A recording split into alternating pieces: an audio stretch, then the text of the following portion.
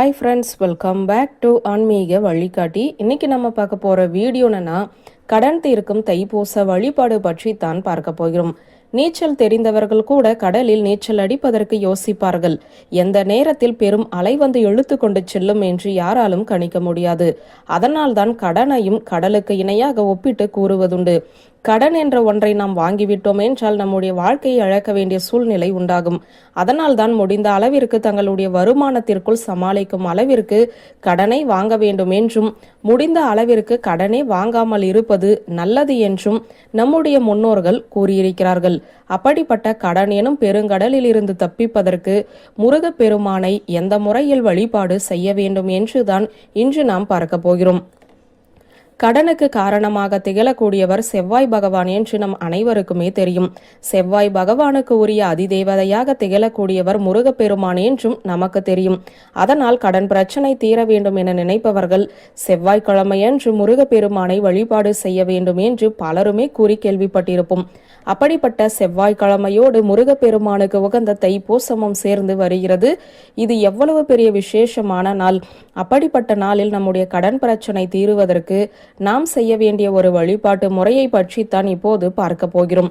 இந்த வழிபாட்டை செவ்வாய்க்கிழமையோடு சேர்ந்து வரக்கூடிய தைப்பூச நாளன்று செய்ய ஆரம்பித்தோம் என்றால் விரைவிலேயே நம்முடைய கடன் பிரச்சனை தீரும். என்ன செய்ய வேண்டும்? அருகில் இருக்கக்கூடிய முருகன் ஆலயத்திற்கு செல்ல வேண்டும். அவ்வாறு செல்லும் போது முருகப்பெருமானுக்கு செவ்வரளி மலர்களை வாங்கி தர வேண்டும். தங்களால் இயலும் பட்சத்தில் முருகப்பெருமானின் சிலைக்கு இணையாக மாலையாக வாங்கி கொடுத்தால் நல்ல பலன் கிடைக்கும். ஒருவேளை அவ்வளவு பெரிய மாலை வாங்கும் அளவிற்கு கையில் பணம் இல்லை என நினைப்பவர்கள் அவர்கள் வீட்டில் இருக்கக்கூடிய முருகனின் படத்திற்காவது செவ்வரளி மலர்களால் மாலையாக முழுமையாக போட வேண்டும்.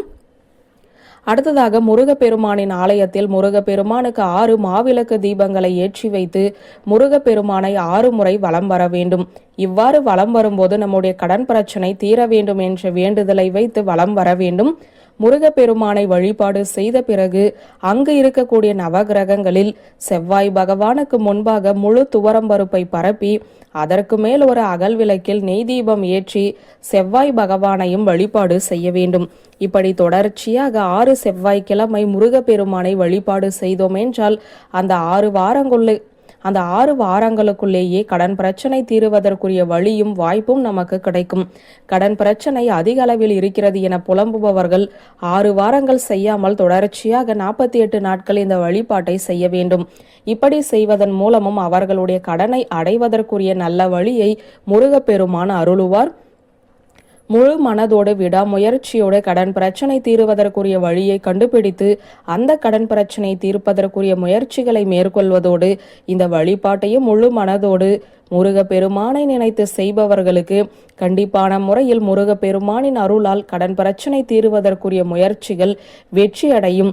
கடனிலிருந்து வெளிவந்து நிம்மதியான வாழ்க்கையை வாழ்வார்கள் என்ற தகவலை கூறி இந்த வீடியோவை நிறைவு செய்கிறேன். நன்றி, வணக்கம்.